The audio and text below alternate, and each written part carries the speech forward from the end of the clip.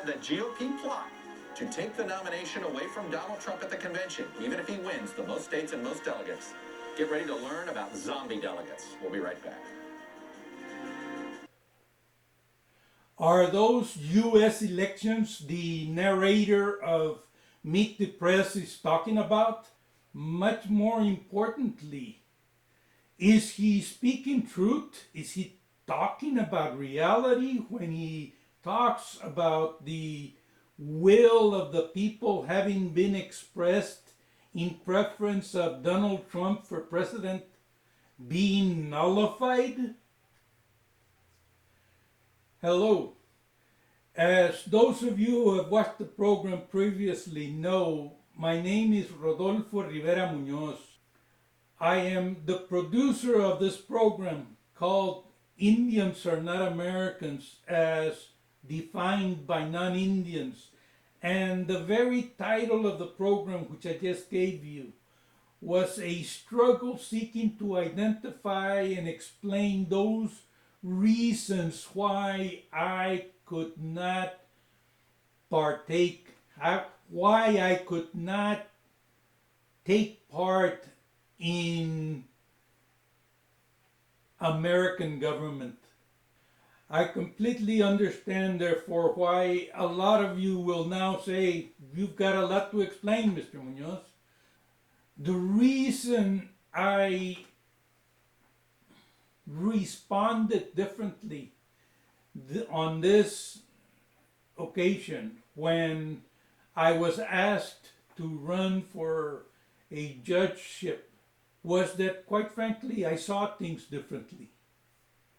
Not only do I sense that the environment in the nation, but in the world, the entire atmosphere concerning government and elections and representation, all things having to do with the way a people is governed, all those things have been changing.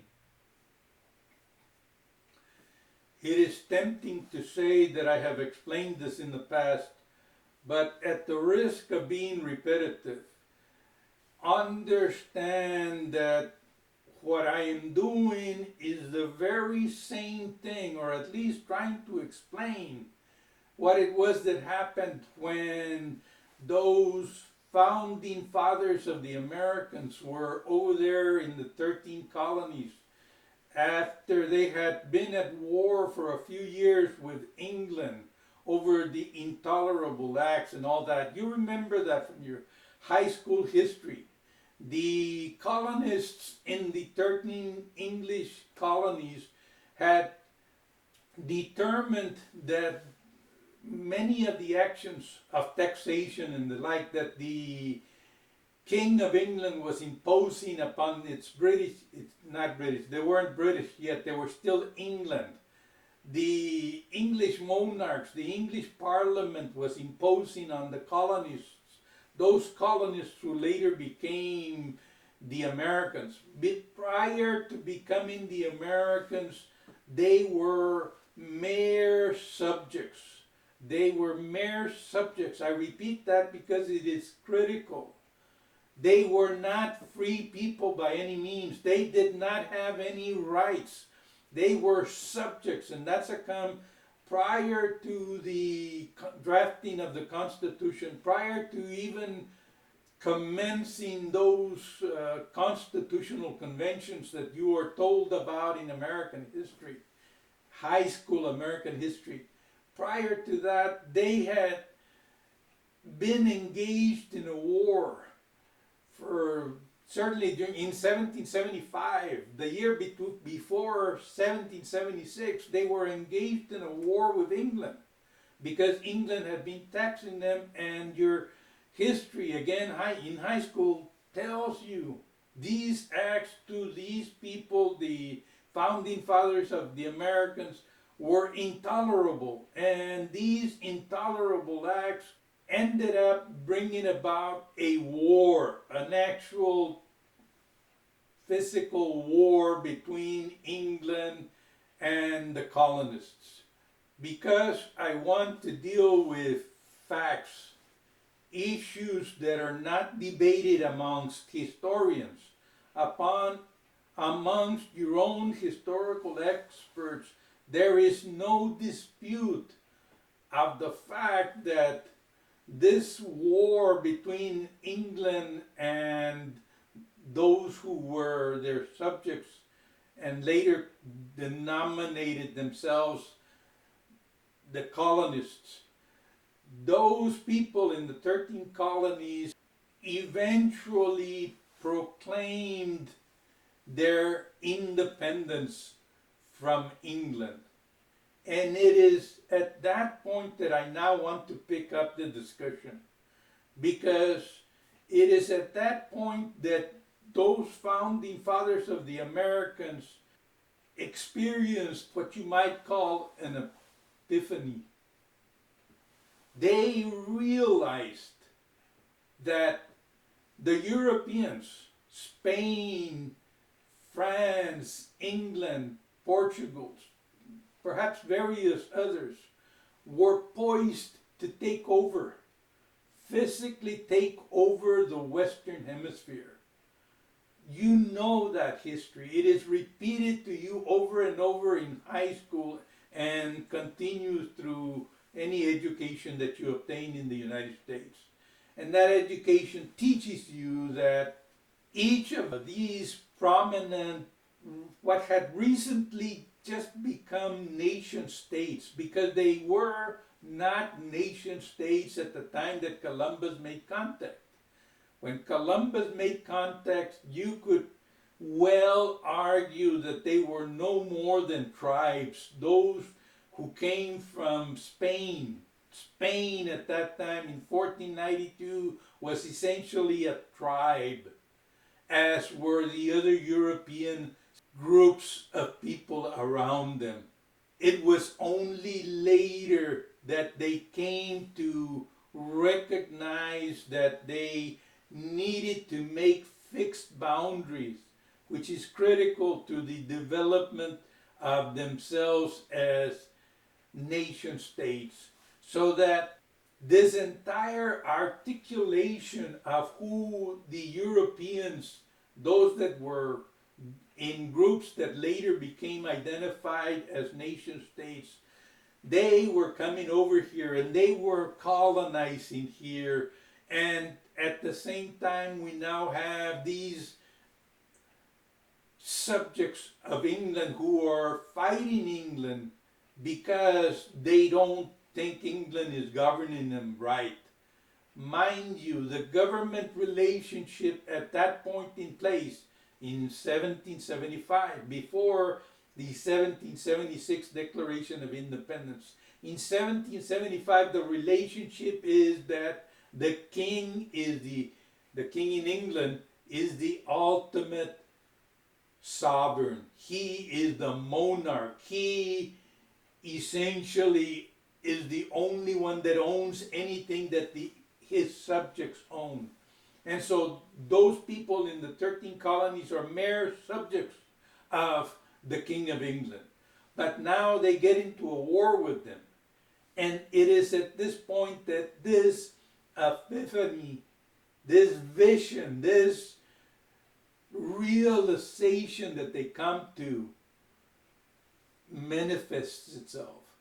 They see, as I was explaining to you, England, Spain, France, the European colonizers poised to take over.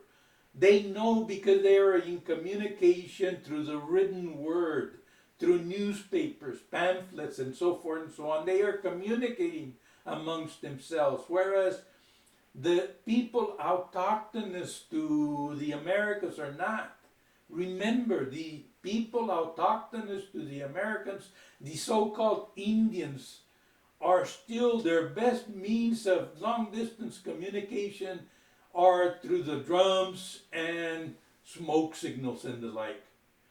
So the Europeans for now, perhaps for at least 100 years or more, at least a century, maybe a century and a half, have been communicating amongst themselves in the written word.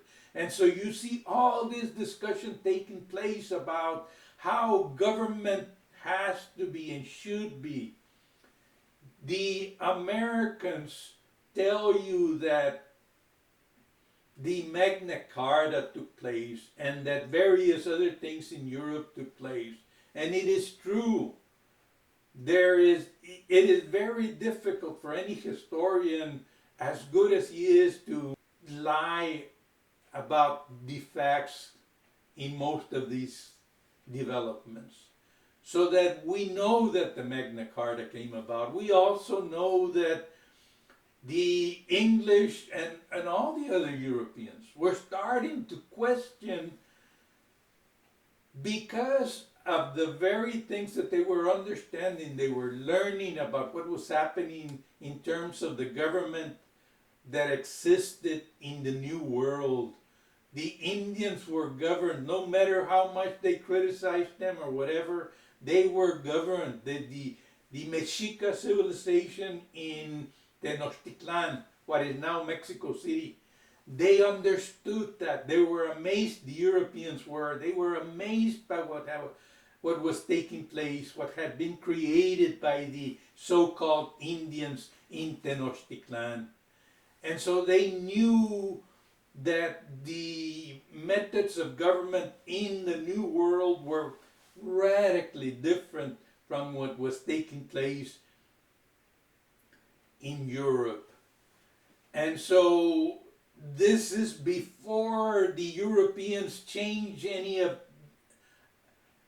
their ways of government. This is before they adopt what was already taking place in the New World, in what is now the United States, even amongst the native peoples that the Europeans came to consider completely uncivilized. Even amongst those people, we now know that they practiced what is called today pure democracy. They practiced pure democracy because around the campfire they would make all important decisions. Decisions about whether they were going to go to war, where they were going to hunt, who was going to lead the hunt, who was going to lead the war. All the important issues were decided around the campfire. And anybody, male, female, whoever, it didn't matter what their rank was. Nobody cared what they looked like, as long as they respected the process. And whether or not they had respect for themselves would also be a factor, because that was the extent of the rules. The rules were all focused, based upon respect. But yet anybody could come in, as long as they had respect for the process and for themselves. They could venture, they could introduce their opinion, they could voice their opinion, they could vote on war or peace or the hunt or where we're going to stay next year. All those important issues of the community were resolved in this way, and that is what is recorded in those annals of the American founding fathers as they deliberated in those constitutional conventions. Benjamin Franklin comes back to the people at the convention and tells them, if a bunch of savages out there can do this, why can't we?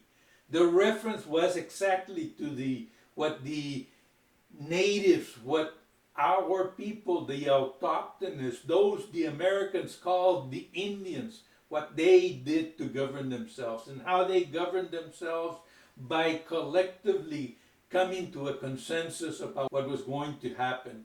All the important issues were resolved. They were made this way, completely under the operation of pure democracy. And so back to what is happening at the point where those who were then the subjects of England are fighting this war, which was begun simply because they needed to protest what the English Parliament was doing to them. That's all that it began as. It began as a mere protest of the abuse by the English Parliament. But in 1776, at the time of the Declaration, they see all the other colonizers, all the other countries competing, and they know what England's interest is. They know that England is interested not only in Virginia and Jamestown and the area around there, the 13 colonies, but that huge land that is now getting to start to be called Canada up to the north. And so they understand, these people who are conducting the war against England understand all these factors that are taking place. They understand that these people that have been subjects of England up to this point are feeling their oaths, their military oaths in particular. They are realizing that if they can defeat the mightiest army in the world at the time, which is England's army, they are formidable against anybody. And those were facts. Those were the facts in place. No historian, no reasonable historian today disputes that. So that under those circumstances is from where the idea comes of, hey, it's never happened before, but we're going to do it now. We're going to write this Declaration of Independence. We are calling ourselves the people from here. Why? Why is it significant?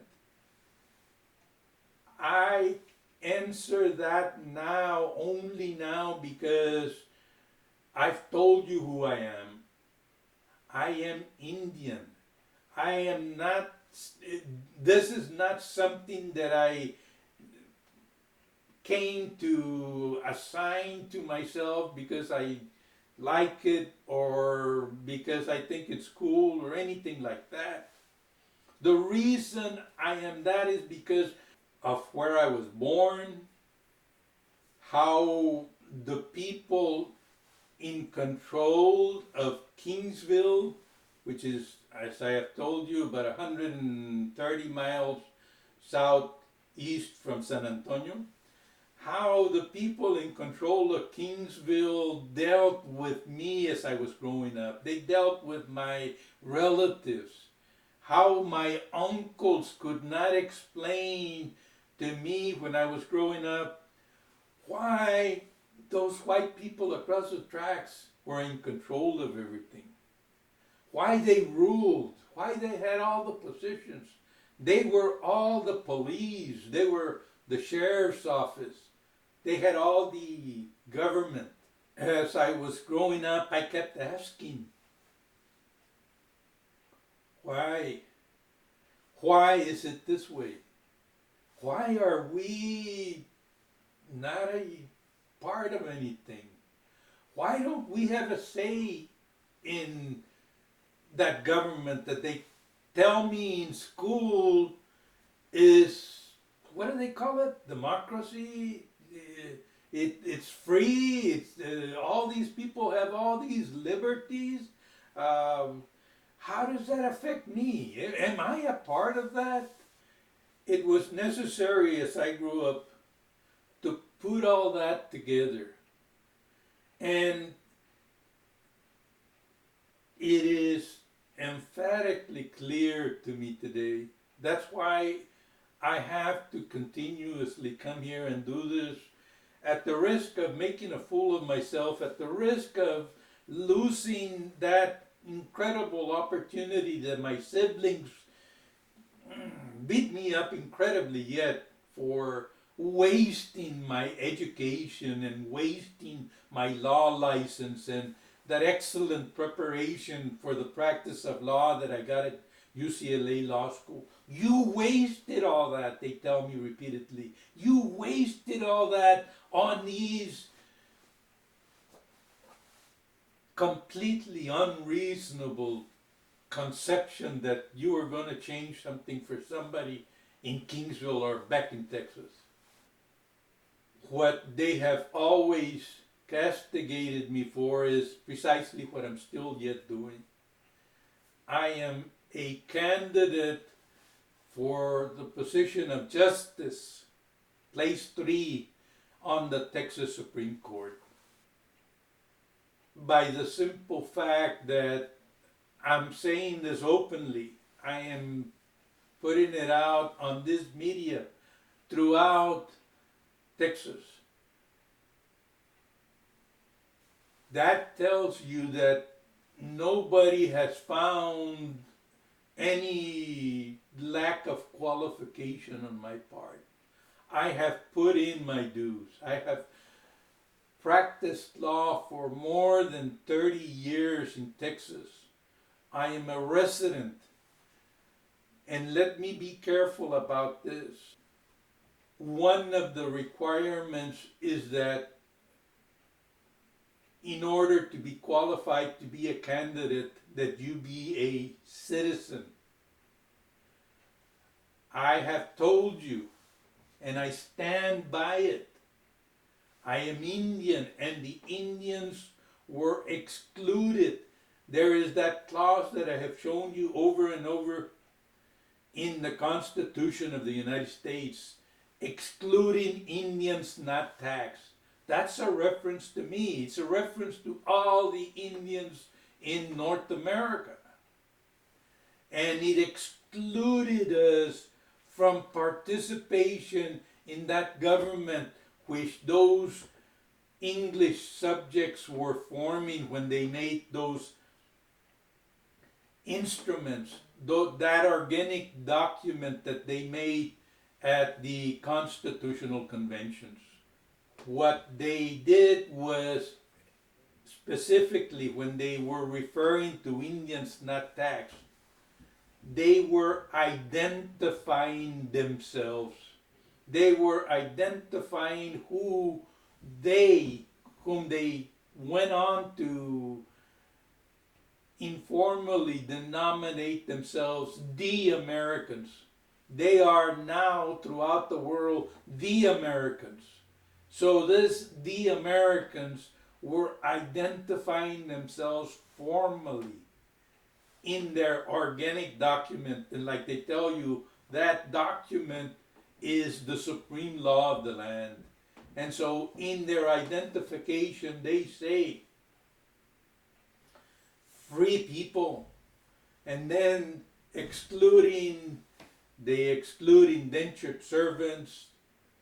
The black slaves are to be counted as 2/3 of a white person, and Indians not taxed. The Indians not taxed was because this concept of the 13 colonies itself was amorphous, and it was ever expanding. They could see that already. They could see emphatically where they had come not even a couple of hundred years, less than 2 centuries earlier. They had arrived and done this thing on Jamestown where they almost starved to death, and they were rescued by the local Indians. Local Indians who by now, by 1776, have been pushed out of that immediate area. And they have been pushed out enough to where they are no longer a viable opposition to the subjects of England. And so they are identifying themselves, and they're telling the Europeans primarily, they are not speaking to the Indians. They are not telling the Iroquois Confederacy or anybody else. They're not telling them, look, this is what we're doing. They, as a matter of fact, lied to them. They deceived them, and they continue to deceive all Indians up to this very day, because what they were doing was explaining amongst themselves who the people of this new place that they were inventing were going to be. And so it is all significant and it all makes sense because they were understanding. That's what they were doing in all that communication in newspapers and pamphlets and all that writing about what the international law now was. That international law which they were inventing amongst themselves, and they just simply imposed it upon all the Indians of the New World. That international law was what is presently in place. It is what everybody presently calls the rule of law. So they knew that the rule of law meant that you have to have written instruments. And in either written instruments, or you have to have a constitution or something pursuant to which you created government. And that something pursuant to which you created government is what dictates. That's what has the terms of your governance. In their case, they wrote a constitution, and that's a come. They still say these are the elements of the Constitution. This is the fundamental law of the land. And so when they described those who were their citizenship, those who were subject to said constitution that they were creating, again, they were identifying them. Free people, excluding indentured servants, excluding black slaves, excluding Indians not taxed. It makes sense even when you take it up to and include the effects and influences of the Civil War between the North and the South. After that war, one of the facts is that the prevailing northern states said, okay, we are going to treat everybody now, from now on, that is entitled, according to the way we see it, to equal treatment under the law. We're going to do that from this point on. And so that is what your historians today tell you was the reason for lining out, scratching out black slaves. The supposed explanation is that by striking out black slaves, they are no longer excluded from that complete writing which describes the people of the United States, the people subject to the Constitution of the United States. So that you see the development, you can see the development of this articulation of the people of the United States. Keep in mind now, and this is the critical aspect with regards to who I am. I am Indian, I told you. I am Indian because my ancestors were here centuries before the Europeans even found out that the world was not flat.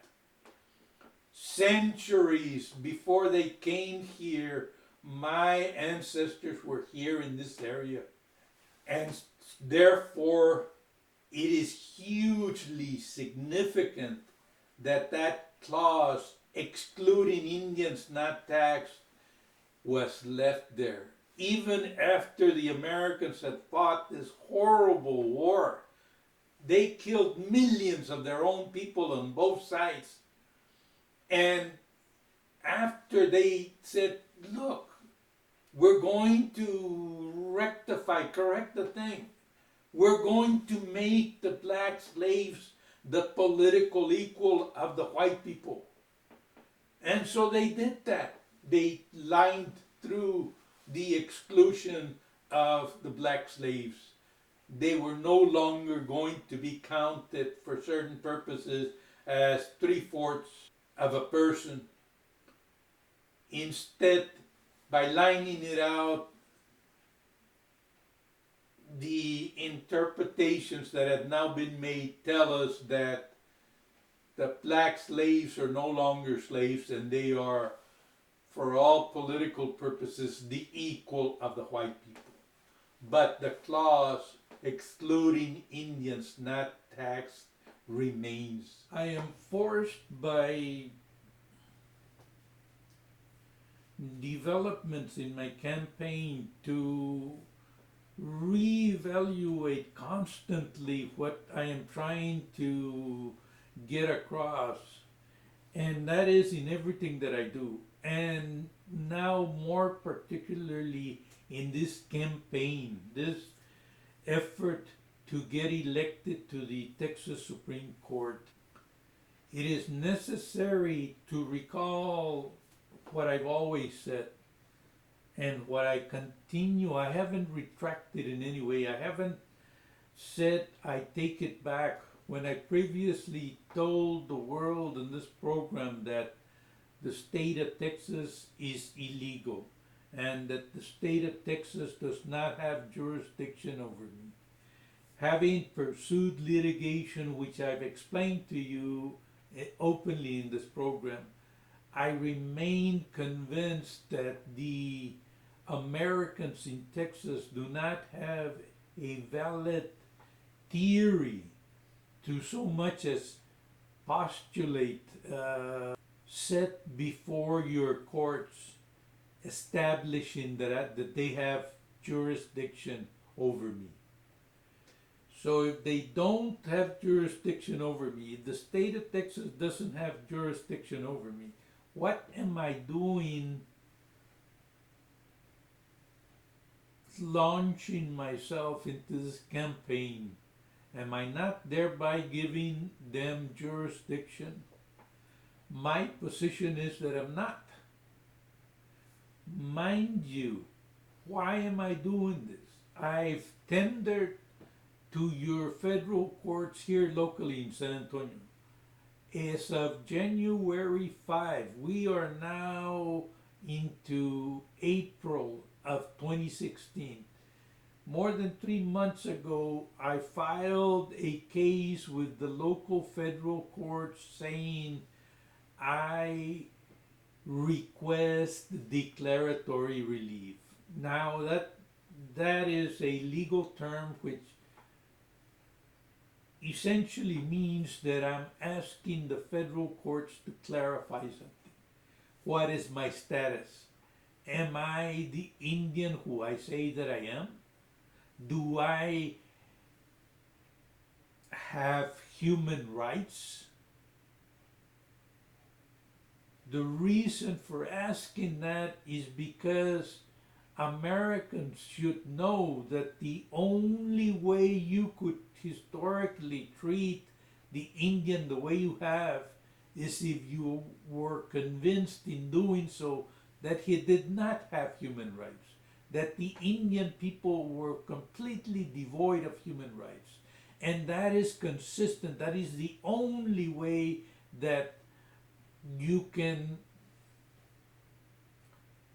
explain the historical developments, the historical extermination of the Indian people, removal of the Indian people, picking them up and putting them on reservations, and so forth and so on. And so I've gone to your courts and I've asked them several times. I have, for the last 20 years perhaps, done everything I can to get your people, your government, to address my situation. And I have, in this last action for declaratory relief that I filed, requested that those people who I named in that lawsuit appear and show why there is no controversy or why I am not entitled to a determination of what the facts are, what the reality is. It is the reason that they refuse to do anything that clarifies the situation that prompted me to launch my campaign for the Texas Supreme Court. The problem that keeps arising is that in the circumstances which you all know about, the circumstances that are exemplified by that incredible chaos that is taking place in the presidential race. Not only that situation, but everything about what has been taking place, including my own scholarship, my own development of an expertise, which I submit to you is exceptional simply because I have been doing it all my life, because I have been living it, because I am here, and because that scholarship entails what the situation is with people like me, a person in my situation with my antecedents, my ancestors, whom I have explained all that to you in this program. The question is, what does that make me? Does it make me the Indian that I said that I am? And if so, what is my present status? Everything that I know tells me that I should be able to obtain a declaration from your courts to that effect, to tell me, am I correct in that I am still my ancestors' descendant? If something has changed, why should your courts not be able to articulate that?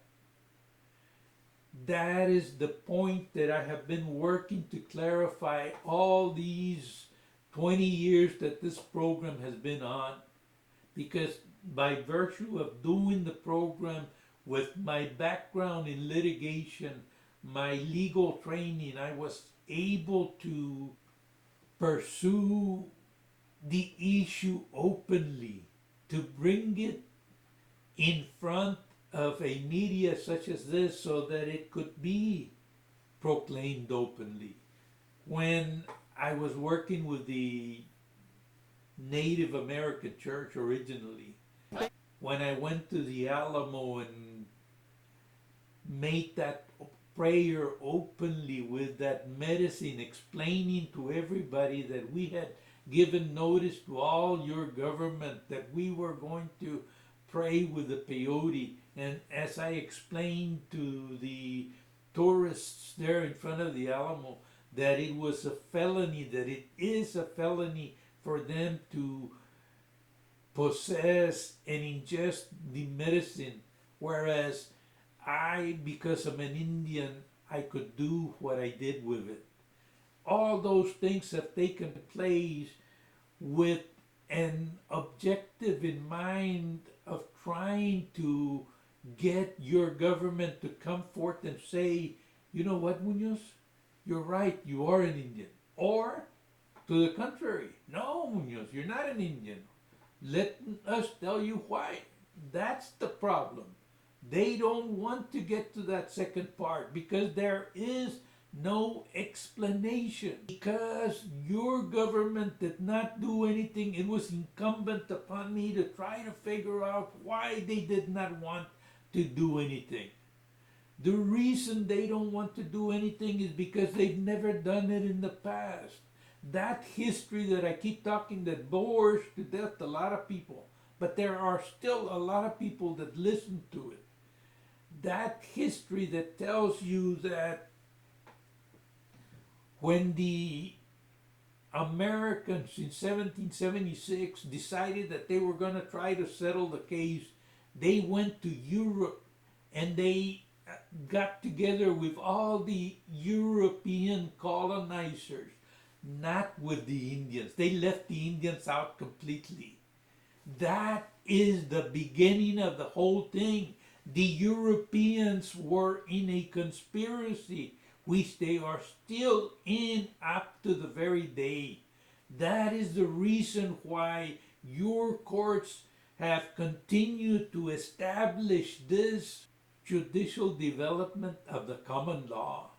I've explained to you how that started in Johnson v. McIntosh. In Johnson v. McIntosh, which was this case which was tried by American lawyers applying American law, no Indians involved, yet which stipulates that the title that the Americans are claiming is valid and the title that the Indians are claiming is not valid. What more, what better example of a conspiracy can you have? Maybe the Indians didn't know about that at all. They didn't know that Johnson v. McIntosh was being litigated. Maybe some of the immediate Indians knew, but they had complete faith in their white American representatives. Talk about a conflict of interest. That is the mother of all conflicts, if there ever was one. But nevertheless, that it is understandable that certainly, even when that 1823 case of Johnson v. McIntosh is being resolved, being issued by your Supreme Court in Washington, even at that time in 1823, Texas is just developing to the point where, remember the historical development. Your people are just arriving. Stephen F. Austin is just starting to bring your citizens into Texas with the permission of the Spanish, who were just in the process of becoming Mexicans. And we were just here. We did not know what was taking place. But we can understand that now, can we not? For those of you that this bores you, I'm sorry. Turn the channel. Go back to watching Judge Judy or some other make-believe situation. This is real life stuff of which I speak here, and I need to present it to you because understand that what my people, what the Indians, not only my people here in this area who were already here centuries ago, but even those, the Iroquois Confederacy, those Indians around the 13 colonies in 1776 when your people were carrying on that charade in Europe, agreeing how they were going to settle for who was going to take over which part of the New World without the Indians being a part of that. Treating all the Indians as if they were all one race of people. At the same time that your European ancestors they claim even today in their writings, and even those people who are writing about what was taking place then, those historians and all your experts, they proclaim that you were clarifying what your human rights were. You were clarifying how the individual had gotten to the place where he understood that he had individual rights. And yet at the same time, you can see the scheming and the conspiracy that's taking place against the native people. They are dealing with themselves as Europeans who they know they have rights and they're articulating in themselves, but at the same time they are ignoring the humanity of the Indian people. And so bring that all the way forward to today. And what do you have today? Let me tell you what you have today. You're looking at the picture of Senator Ben Nighthorse Campbell. He was a senator from 1993 to 2005. And he was a member of the governing council of the Northern Cheyenne. How can you be a ward of the Americans and at the same time a part of the government of the Americans? You are either an Indian or you're not. You are either an American or you're not. The law is clear. Even you, even lay people out there should be able to understand that if you have Indians on the reservation who are the wards, and I'm telling you that, I know it because that's what the law states, that the Indians on reservation are wards of the Americans.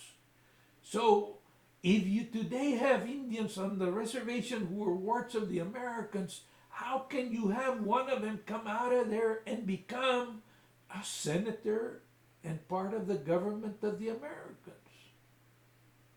Okay?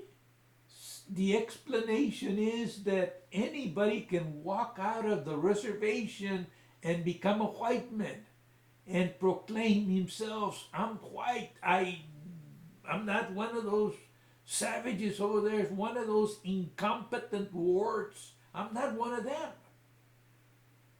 But then once he does that, he can't go back.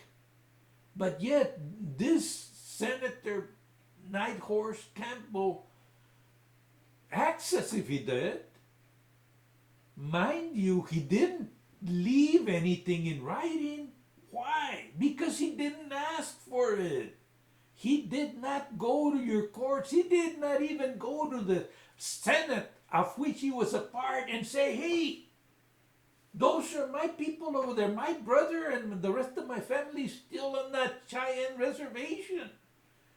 How can you Americans, and I'm here part of your government, how can we now have them as wards of us, of the Americans? It doesn't make any sense. But that's what has always happened. Historically, the only option was for those Indians to come out of the reservation and become white. In order to do that, all they had to do was say, hey, I'm white. And in today's version of that is to say, I'm Hispanic. All you have to say, all I have to say is, I'm Hispanic. And all of a sudden, I'm just as American as any of you out there. It is the fact that I've refused to do that, because of the legal training that I have, because of the understanding of the development of your law, because of that I said, no, I am not an American. I am not an American, and I said it publicly. I've said it publicly for the last 20 years. That is why I was saying it. I was saying it publicly because I needed to present it publicly. In this forum, in this forum that is disseminated by the city of San Antonio, in your federal courts, I went in and I told them, look, I am Indian. I now know that my people were here. You cannot have jurisdiction over us if you didn't capture us. You didn't make a treaty with us. You didn't conquer us. You didn't give us some of those beads or something to say that you gave the quid pro quo to buy us. You haven't done anything to rationalize, to justify your governance. And that is what your problem is. Because as long as I continue to say what I'm saying, we exist.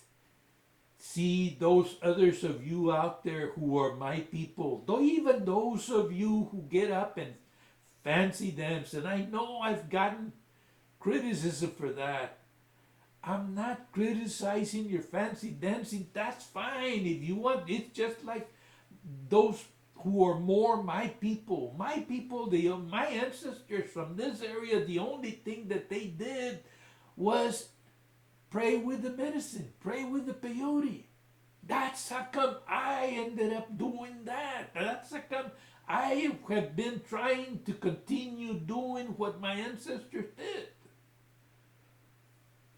I don't have a problem with fancy dancers. I don't have a problem with sun dancers or any other method of prayer. That's fine. As long as you understand that I still needed to, and I still need to make the argument that I am still here. The Americans want nothing more than to confuse all the issues so that whenever it comes to trial, whenever it's necessary for somebody like me to try to establish the reality in court, they can say, hey, Mr. Munoz, look, we got this big, fine, full-blooded Apache over here, and he says that he's been here in San Antonio and he's just as Indian as you are. That's what they're going to use you for. That's what they're going to use each and every one of you out there that says that you're Indian, but that you're here and you disagree with me because I say, look, my people are not federally recognized. We don't have a treaty with the Americans. They don't have any business governing us. They don't have a right to govern us because only by their own law, by their own jurisprudence, which they announce all over the world that only the people of that place in issue can form their own government. We were here, we still are here, and that's the problem that they have. If I'm here and I'm saying what I'm saying, then their problem is that they don't know how to deal with it. Your courts don't know how to deal with it because they got used to Johnson v. McIntosh, where they manufactured the whole thing, where they brought their own Indians, they made their own case, and they used their own law and their own procedures, their own advocates, and they even stipulated to what the facts were. You don't even have to be much more than a family law lawyer to understand that. But if you're any kind of a lawyer, you need to understand that. You do understand that. They don't have jurisdiction. That's what their problem is. That's what their problem with me is. And that is why I have had these horrific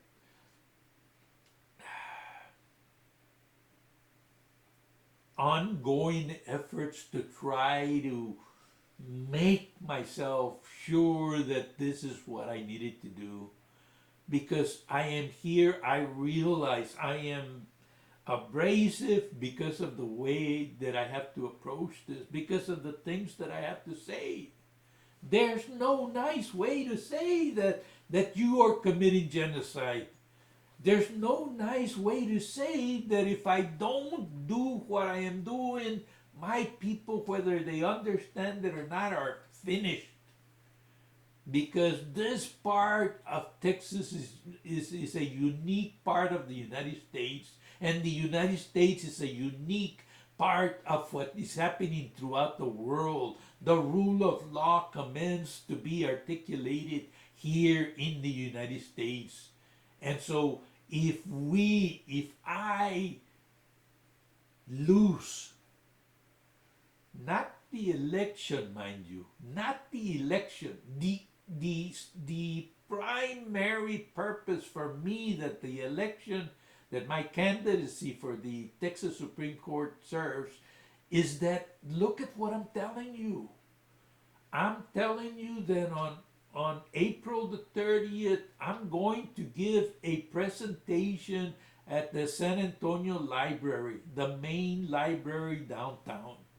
In the auditorium, I have out of my own funds reserved that place.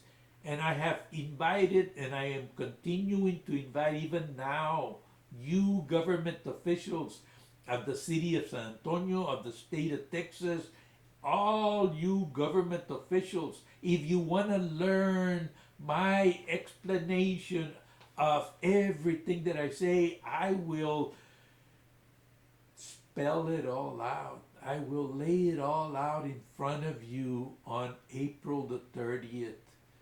There will be more announcements. I want to make sure that not only the government out there, the government officials, but that you, the public, understand. I'm inviting everybody. This is going to be free.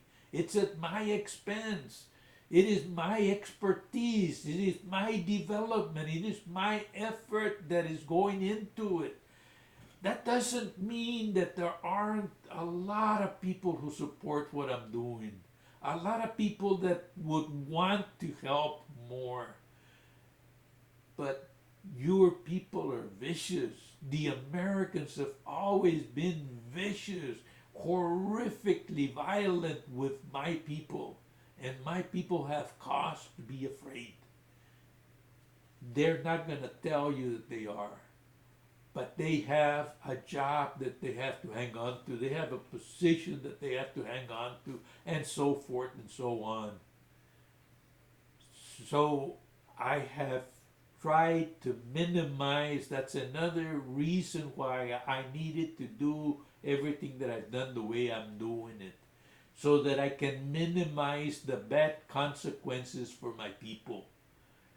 I have already lost everything that I have to lose. In the process of losing everything that I had to lose, I gained this understanding that is the only thing that keeps me alive now. Because of the need to continue the struggle, because of the need to continue developing the wherewithal to not only understand it, but to disseminate it in some way that it is recorded. Again, I go back to the history that I have been explaining to you for these last 20 years. And that history is now documented because of this program and because of the litigation efforts and because of everything else that we as a people have been doing.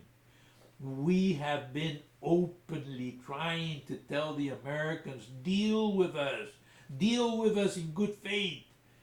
Government of the Americans, come on, approach us. Is there an error? The legal historical background that I keep presenting on this program. If there is such an error, why can your government not articulate those?